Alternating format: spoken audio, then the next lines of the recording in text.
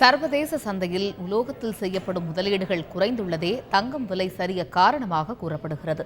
தங்கம் விலை மேலும் குறைய வாய்ப்பு உள்ளது என்றும் இது தங்கத்தில் முதலீடு செய்ய நல்ல தருணம் என்றும் தங்க நகை வியாபாரிகள் சங்க தலைவர் ஜெயந்த்லால் ஜலானி தெரிவித்துள்ளார்.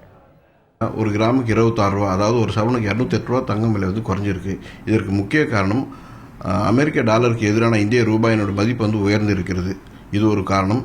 அதே சமயம் நேற்று முன்தினம் இரவு நியூயார்க்கில் நடைபெற்ற கூட்டத்தில் ஃபெடரல் கூட்டத்தில் இருப்பின் மீது வட்டி வீதம் உயர்த்தி இருக்காங்க. அதாவது 0.25% வட்டி வீதம் உயர்த்தியிருக்காங்க. இது ஏற்கனவே எதிர்பார்க்கப்பட்ட ஒரு சமாச்சாரம்.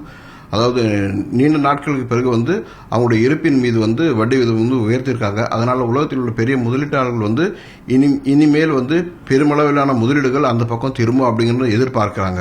அதன் காரணமாக மற்ற உலோகங்கள் மீதோ அல்லது மற்ற பொருளின் மீது அவங்களுடைய முதலீடு திரும்பாமல் அதன் மீது பெருமளவில் முதலீடு திரும்பும் என்று எதிர்பார்க்கப்படுவதால் தங்கத்தின் மீதான முதலீடு குறைந்து தங்கம் விலை உலக சந்தையில் குறைய ஆரம்பித்திருக்கிறது. அடுத்த வாரங்களில் பார்த்தீங்கன்னா தொடர்ந்து தங்கம் விலை இன்னும் கொஞ்சம் குறைவதற்கான வாய்ப்புகள் உள்ளது.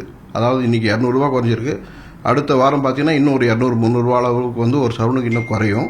அதனால இது ஒரு சரியான தருணம். இதில் முதலீடு செய்வதற்கோ அல்லது நுகர்வோர் வாங்குவதற்கோ இது நல்ல நேரம் அப்படின்னு சொல்லலாம்.